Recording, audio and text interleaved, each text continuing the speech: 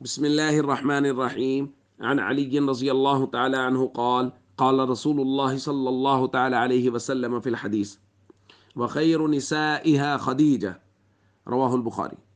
نبی کریم صلی اللہ علیہ وسلم نے ارشاد فرمایا، اس امت کی عورتوں میں سے بہترین عورت وہ خدیجہ ہیں رضی اللہ تعالیٰ عنہ۔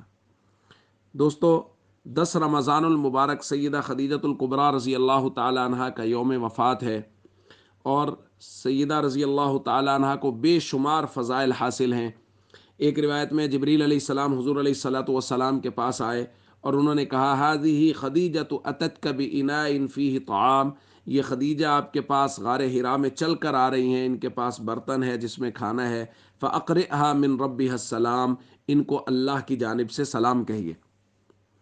دوستو، سب سے پہلے جنہوں نے ایمان قبول کیا وہ سیدہ خدیجہ ہے۔ سب سے پہلے جن کو اللہ کا سلام آیا نبی کریم صلی اللہ علیہ وسلم کے ذریعہ سے وہ سیدہ خدیجہ ہیں۔ سب سے پہلے جنہوں نے نبی کریم صلی اللہ علیہ وسلم کو تسلیاں دی وہ سیدہ خدیجہ ہیں۔ سب سے پہلے جن کو جنت میں ایک محل کی خوشخبری دی گئی وہ سیدہ خدیجہ ہیں۔ سب سے پہلے جنہوں نے نبی کریم صلی اللہ علیہ وسلم اور اسلام پر مال خرچ کیا وہ سیدہ خدیجہ ہیں۔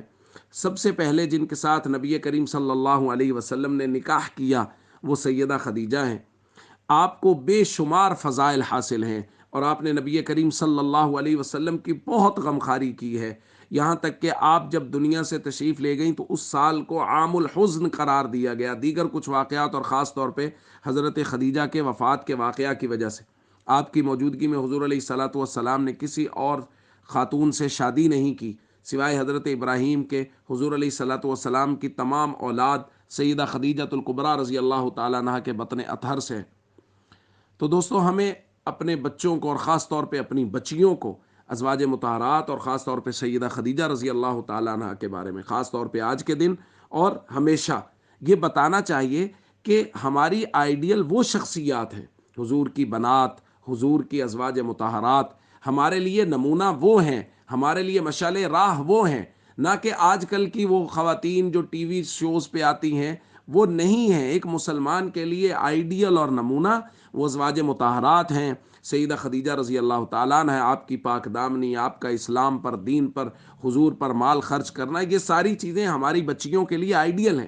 اس لیے ہمیں اپنی بچیوں کی نیک تربیت کرنی چاہیے اور ان کو کہنا چاہیے کہ ہمیں ازواج مطہرات کی اور بنات رسول صلی اللہ علیہ وسلم کی سیرت کو اپنانا ہے۔ السلام علیکم ورحمۃ اللہ وبرکاتہ۔